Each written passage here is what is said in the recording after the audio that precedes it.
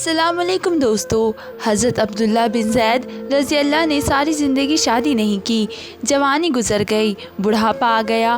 ایک دن بیٹھے حدیث کی ایک کتاب پڑھ رہے تھے تو اس میں پڑھا کہ حضور صلی اللہ علیہ وسلم نے فرمایا ہے کہ جنت میں کوئی بھی اکیلا داخل نہیں ہوگا بلکہ اپنی بیوی کے ساتھ داخل ہوگا، اور جس نے کسی وجہ سے دنیا میں نکاح نہیں کیا تو اس کا نکاح دنیا میں ہی کسی کنواری لڑکی کے ساتھ کر دیا جائے گا، اور پھر وہ دونوں میاں بیوی بن کر جنت میں داخل ہوگے۔ جب یہ حدیث پڑھی تو دل میں خیال آیا کہ دنیا میں تو میں نے نکاح نہیں کیا ہے، لیکن جنت میں میرا نکاح کر دیا جائے گا، تو پھر آخر وہاں میری بیوی کون ہوگی؟ اور حضرت عبداللہ رضی اللہ نے اسی رات اللہ سے دعا مانگی کہ اے اللہ، مجھے خواب میں میری جنت کی بیوی دکھا دیجیے۔ پہلی رات میں دعا قبول نہیں ہوئی تو دوسری رات پھر سے دعا مانگی، دوسری رات بھی دعا قبول نہیں ہوئی تو تیسری رات دعا مانگی، تیسری رات دعا قبول ہو گئی۔ خواب میں دیکھتے ہیں کہ کالے رنگ کی ایک عورت ہے جو حبشہ کی رہنے والی ہے۔ وہ کہہ رہی ہے کہ اے عبداللہ، میرا نام مومنہ والد ہے، میں بصرہ میں رہتی ہوں اور میں ہی جنت میں تمہاری بیوی بنوں گی۔ حضرت عبداللہ کی جب آنکھ کھلی تو تہجد کا وقت ہو رہا تھا۔ اٹھو اور وضو کر کے تہجد کی نماز پڑھی، اور پھر تھوڑی دیر کے بعد فجر کی نماز پڑھ کر اپنا اونٹ لیا اور بصرہ کی طرف چل دیے۔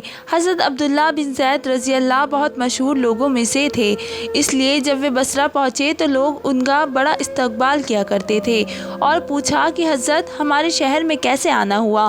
حضرت عبداللہ نے فرمایا کہ میں ایک عورت کی تلاش میں یہاں آیا ہوں، اس کا نام مومنہ والد ہے اور میں اسی سے ملنا چاہتا ہوں۔ یہ سن کر لوگوں کو بہت حیرانی ہوئی اور کہا کہ حضرت، آپ اتنی دور سے مومنہ والد سے ملنے آئے ہیں؟ حضرت عبداللہ نے فرمایا کہ ہاں، میں ان سے نہیں مل سکتا کیا؟ لوگوں نے کہا نہیں حضرت، ایسی بات نہیں ہے، بلکہ وہ تو ایک پاگل سی عورت ہے، لوگ اسے پتھر مارتے ہیں۔ حضرت عبداللہ نے پوچھا کہ پتھر کیوں مارتے ہیں؟ لوگوں نے بتایا کہ حضرت، وہ عورت عجیب عجیب حرکتیں کرتی ہے، اگر کسی کو پریشان اور روتا دیکھے تو اس کا پاس کھڑے ہو کر ہنسنے لگتی ہے، اور اگر کسی کو ہنستا دیکھے تو اس کے پاس کھڑے ہو کر رونے لگتی ہے۔ وہ کچھ پیسے لے کر محلے والوں کی بکریاں چراتی ہے، اور آج بھی وہ جنگل کی طرف بکریاں چرانے گئی ہوئی ہے، اور شام کو عصر کی نماز کے بعد واپس آ جائے گی۔ اب تک آپ آرام فرمائیے۔ حضرت عبداللہ نے کہا مجھے ابھی اسی وقت اس سے ملنا ہے، آپ لوگ مجھے جنگل کا راستہ بتا دیجیے۔ لوگوں نے کہا حضرت، آپ جنگل کی طرف نہ جائیں کیونکہ وہ بہت خطرناک جنگل ہے، وہاں شیر چیتے رہتے ہیں۔ لیکن حضرت عبداللہ نے کہا کہ تم لوگ مجھے صرف راستہ بتا دو، مجھے ابھی ہی مومنہ سے ملنا ہے۔ تو راستہ معلوم کر کے حضرت عبداللہ جنگل کی طرف چل دیے۔ حضرت عبداللہ فرماتے ہیں کہ حقیقت میں یہ جنگل بہت خوفناک تھا، قدم قدم پر خونخوار جانور ملتے تھے۔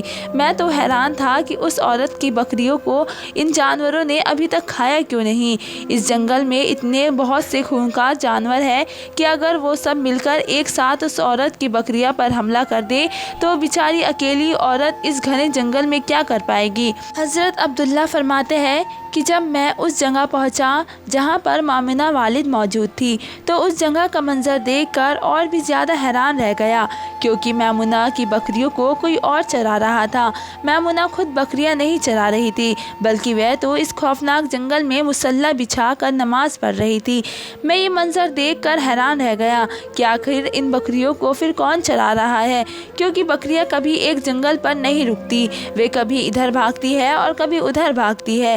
حضرت عبداللہ فرماتے ہیں کہ میں نے دیکھا ہے کہ مومنہ تو نماز پڑھ رہی ہے اور وہاں موجود کچھ شیر چیتے ان کی بکریوں کو چرا رہے ہیں اور ان بکریوں کو ادھر ادھر بھاگنے نہیں دیتے ہیں۔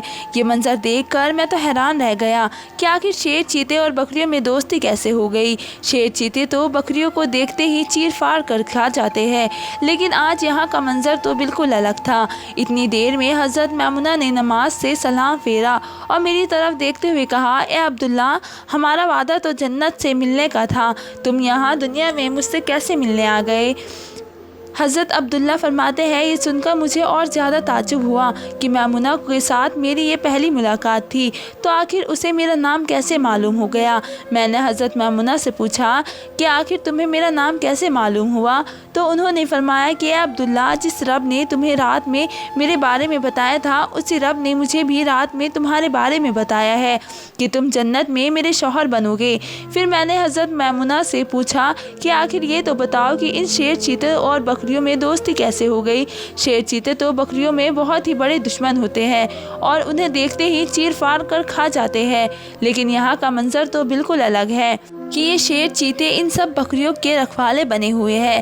حضرت میمونہ نے فرمایا اے عبداللہ، جب سے میں نے اپنے اللہ سے دوستی بنا لی ہے، تب سے ان شیر چیتے نے میری بھی بکریوں سے دوستی بنا لی ہے اور اب یہ میری بکریوں کو کوئی نقصان نہیں پہنچاتے ہیں۔ خدا حافظ دوستو۔